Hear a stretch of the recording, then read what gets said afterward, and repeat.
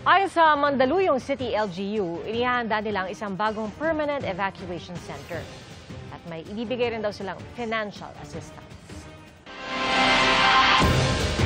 Nangangamba ang mga residente sa Pagudpud sa Ilocos Norte dahil sa masamang panahon. Hindi pa rin kasi naayos ang seawall doon na nasira ng bagyo noon pang nakaraang taon. Mula sa Ilocos Norte, nakatutok live si Darlene Kai. Darlene? Ivan, buong araw maulan dito sa Ilocos Norte. Dito sa Pagudpud ay hindi naman malakas yung ulan pero hindi pa rin makapalaot yung mga mangingisda at nangangamba rin yung ilang residenteng nakatira sa tabing dagat. Sa Lawag City, malakas na ulan at hangin ang naranasan ngayong hapon. Inulan din ang ilang lugar sa karatig probinsya ng Isabela tulad sa lungsod ng Ilagan.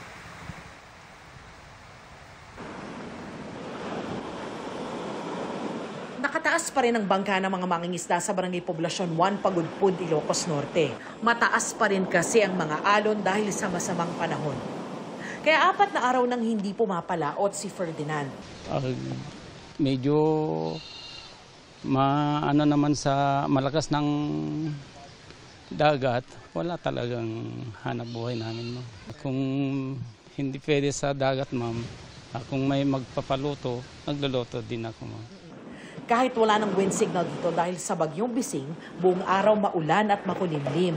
Kaya may mga residente pa rin nangangamba dahil hindi pa rin nagagawa ang seawall na sinira ng bagyong Marce noong nakaraang taon. Kapag talagang masama yung panahon, yung mga alon dito umaabot kung nasaan yung mga bahay. Kaya ngayon na hindi pa natatapos yung konstruksyon ng seawall, talagang nangangamba yung mga residente dahil wala silang proteksyon.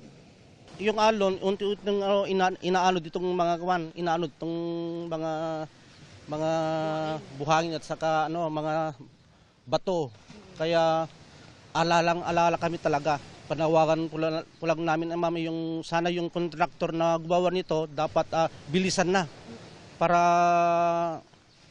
mawala yung kaba namin na saka kawawa kami dito eh. Ayon sa lokal na pamahalaan ng Pagudpud, ginagawa nila ng paraan para mapabilis ang paggawa sa seawall. There are hindrances naman po kasi during the construction. Siyempre po, alam naman po natin, yung area po natin is kahit maulan pong bagyo, ay may nakakaranas din po kami ng mga malakas na pag-ulan, pagtaas po ng alon, paglakas po ng dagat. Kaya minsan po medyo nade-delay po yung construction po doon.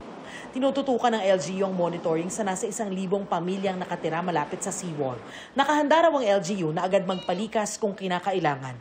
Yun po yung unang advice na po sa amin during the PIDRA po na i-identify yung mga critical area to closely monitor po yung situation nila during yung bagyo. And isa nga po dito, yung area na yun. Hindi kinailangang lumikas ng mga taga-Pagudpud dahil hindi naman nakaranas ng malakas at tuloy-tuloy na pag-ulan. Kaya tumuloy rin ang ilang turista. Nag-expect po kami na sunny po sana. Yung families namin nagulat. Actually, nung tinanong ko rin sila, parang ayaw talaga kami papuntahin kasi nga may bagyo. Pero sabi namin, i-push na natin to kasi minsan lang naman. Nananatili namang naka-alerto ang LGU ngayong tag-ulan o kung lalo pang sumama ang panahon sa mga susunod na araw. Kahapon po, nag-conduct po kami ng pre-disaster risk assessment meeting. Nagtalakay po namin yung mga iba't ibang resources po, ready available resources na meron po yung local government unit and yung preparation po ng mga ating personnel in case of disaster. Sa Benguet, nagpapatuloy ang clearing operation sa Camp 3 Sitio Akupan, Barangay Virac, Itogon kasunod ng landslide. Minamadali na ito dahil pinangangambahan ng posibleng panibagong mga pagguho dahil sa ulang dala ng habagat. Mag-evacuate na yung mga tao. Sa dami ng ulan na parang nakikita na namin na marami pang bababa na mga tubig at saka boulders, bato. Ininspeksyon ang mga tirahan ng mga residente at tinukoy ng LGU ang mga lugar na magsisilbing evacuation center. Apektado rin ang mga pananim sa kabayan at bugya sa Benguet, partikular ang cauliflower at repolyo.